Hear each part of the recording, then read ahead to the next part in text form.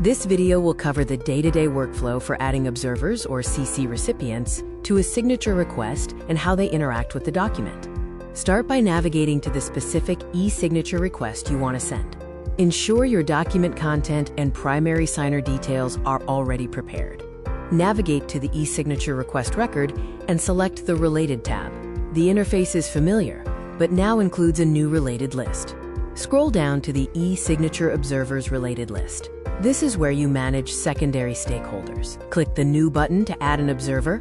In the Creation modal, select the contact you wish to add as an observer. The request and status fields are populated automatically. The token will be generated upon saving. After clicking Save, the system creates the relationship with a "draft status."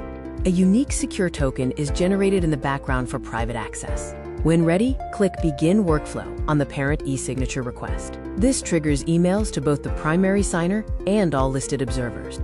Immediately after sending, the observer status updates from "draft" to "sent," confirming the notification email has been dispatched with the secure portal link.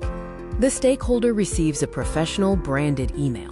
It clearly indicates their role as an observer or carbon copy recipient, confirming no signature is required. The observer clicks Observe the document. The unique token in the link grants them immediate access to the secure document viewer without needing to log into Salesforce. The observer sees the document in real time. Since the signer has not yet signed, the draft version is displayed, allowing them to follow the deal's progress.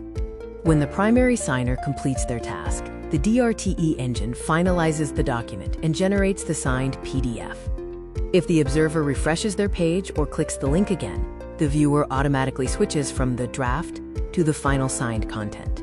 They can now see the signature and the timestamp, which provides them with the official, executed record of the agreement. After the document is sent and finalized, the sender should mark the observer process as "complete" to prevent further viewing or downloading. Once the status is marked complete, the observer will receive an access denied message if they try to use the link, ensuring document privacy and security.